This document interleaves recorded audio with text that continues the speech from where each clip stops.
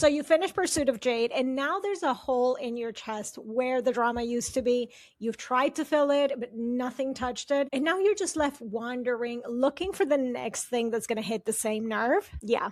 Same. That's the whole reason we're here. So here's what happened. My Instagram algorithm actually clocked exactly what I was feeling, which is the withdrawal that I was going through after Pursuit of Jade. And it basically started handing me books that said, if Pursuit of Jade wrecked you, you need to read this.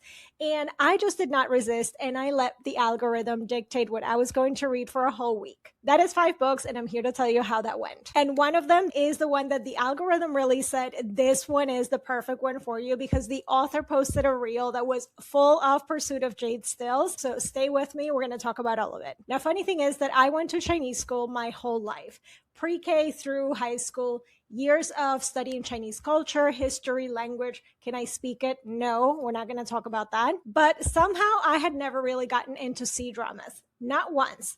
Well, it turns out that I was missing out this entire time. So when I finally fell in, I fell all the way in. I mean, Pursuit of Jade was a masterpiece. So here's what you're going to walk away with from my Instagram experiment. 5 books that are going to deliver some of that Pursuit of Jade feeling from different parts, whether it's the court intrigue, the yearning, the morally gray men who have no business being hot, the historical drama that really will gut you, all by Asian authors. And that's basically what the algorithm decided I needed.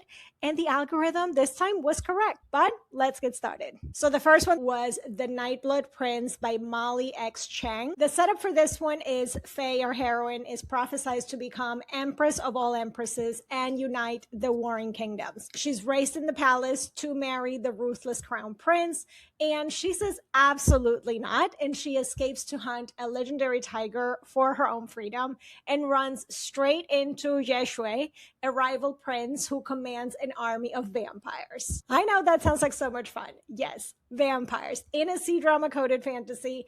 It really, really worked.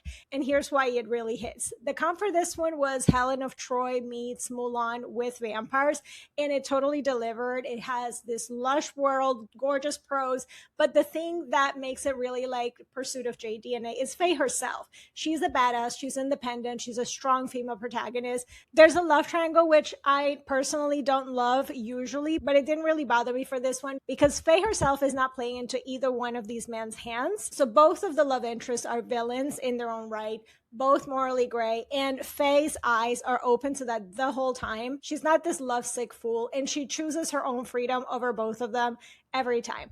Absolutely loved it. And honestly, if you love the secondary love interest played by Den Kai, you definitely would enjoy this book. It's enemies to lovers, royal court intrigue, chosen one prophecy, touch her and die, slow burn, an FMC who is not afraid to defy the gods themselves, actively breaking what women are allowed to be. It is darker than your typical YA fantasy. It is book 1, and there is still so much left to uncover with the vampires, the full prophecy, and all of that. I am so ready for this whole ride. Book 2 here is Legend of the White Snake by Cher Li. Now, the White Snake legend is a classic Chinese folktale with multiple C-drama adaptations. So when this hit my feed, I said, absolutely, okay, algorithm, I see you. I definitely need to read this. So the fast setup here is a retelling of that folktale. It is male, and Zen is a white snake spirit who transforms into a boy who falls for the prince Xian. The catch is that Xian is hunting a white snake to cure his mother, and Zen has to hide what he is from the person he loves. And hear me out. Besides the yearning in this book, here's where I think it links back to Pursuit of Jade. I'm not going to spoil the plot, but there is a secret about the true identity of one of the main characters in this, same as in Pursuit of Jade, that relates back to the love interest and their journey and their family. It is a bit insta-lovey, which as a rule is really not for me, but also there is a slow build to the relationship because there's a lot of things keeping them apart. Xian is headstrong and resilient and a prince, and Zen is this gentle, calm presence. And I really think that their dynamic worked really well. Now, I would say that this is the softer book on this list. It is a tender romance, not a dark fantasy. It is still YA. It's a good palette contrast with the first one as well. Also, quick note on the author. I have now read 2 books by her, Fake Dates and Mooncakes, which is her debut novel. It's a cute YA rom-com with class differences, a bit of insta-love, a lot of charm. It's totally a different lane, but if you want a book that's going to put a smile on your face, this one is definitely lovely. Now, book 3 is one of my favorites on this whole list, and it's Behind Five Willows by June Her. This is set in Joseon Dynasty, Korea. It is a K-drama setting, not a C-drama. It has court dynamics, class divide. It has a lot of yearning. And if you're telling me that that doesn't sound like Pursuit of Jade, lots and lots of yearning. It is historical romance that will make you ache. So the setup in this one, it is a Pride and Prejudice meets You've Got Mail in historical Korea. Haewon, our heroine, is a clever book transcriber, and Seojeon is a noble who secretly writes. They are forced to chaperone their siblings' courtship while slowly realizing that they're already connected through anonymous letters. And as a massive Pride and Prejudice fan, I felt that inspiration scene after scene. I absolutely loved it. So if Pride and Prejudice is your comfort read, then this is a must read, absolutely. The slow burn in this one is so good. He falls first, he falls harder, secret identity, pen pals, endless yearning, no spice. And it's not just a romance. This is a book about censorship, about the fear of westernization, class limits on what both of them are allowed to want for their life, class differences, patriarchy. We have Haewon who wants to read and write in a world that forbids women to do both. And the way that it uses stories to pull people together genuinely really moved me.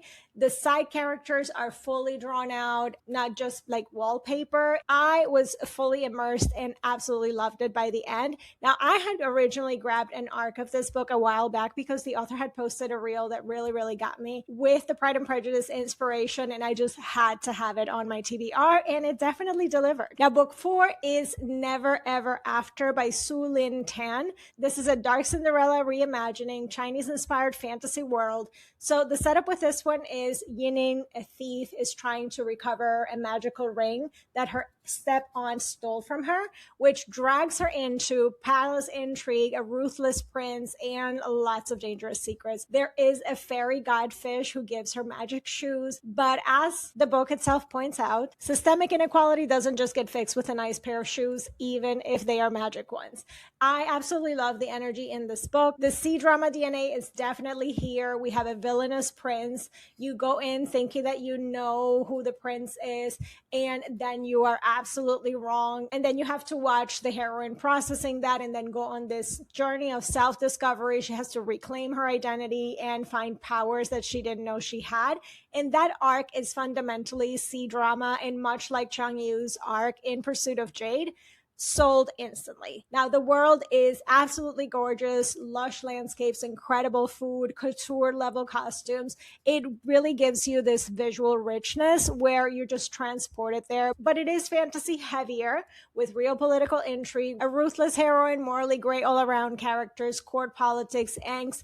It is light on the romance, but I can't wait for the next book. And the last one that I'm so excited to tell you about is To Dream in Darkness by Anne Liang. Now, this is the one that came to me most directly from the algorithm because Anne Liang posted a reel that was literally full of Pursuit of Jade stills, and I just had to read it. Immediately went and got an arc, and I had read an Anne Liang book earlier this year, so I immediately grabbed this one with no hesitation. So I am still only 30% in. This book comes out October 27. So at time of recording to get this video up, I didn't finish it because I kept it to what I read in 1 week. But this has already hooked me where it's at. I absolutely love it. So it is historical fantasy set in ancient China. The death god and a healing god strike a bargain that spirals into a whole bunch of mess and a journey across realms to retrieve a missing crown prince. A romance grows out from all of that. It is Hades and Persephone meets Romeo and Juliet. I would also say that if you love V.E. Schwab, then I definitely think you need to add this one.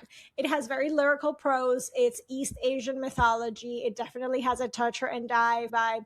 The atmosphere is unreal. So when this drops in October officially, you're going to be hearing from me again. So that's the 5 books, all recommended to me as I was consuming a ton of Pursuit of Jade content on Instagram, all by Asian authors. And honestly, I didn't even plan that that's how my reading was going to go for a week. I just listened to my algorithm and it paid off. So if you want my actual take on the Pursuit of Jade show itself, I wrote about the C-drama on the blog and why it took over my life and all of it. So I'm going to leave that linked in the description box. So go ahead and read that if you want. If you haven't watched the drama, I highly encourage you to do that. And this is the part where I need your help. If you've got any more C-drama adjacent book recs, put them in the comments because I am actively looking for more suggestions. And if you're the kind of reader who just obsesses and goes down rabbit holes and you want someone to do it with, that's what we do over here. So subscribe to the channel and come down these rabbit holes with me. And if you are a Pursuit of Jade person who needs someone to process it with, definitely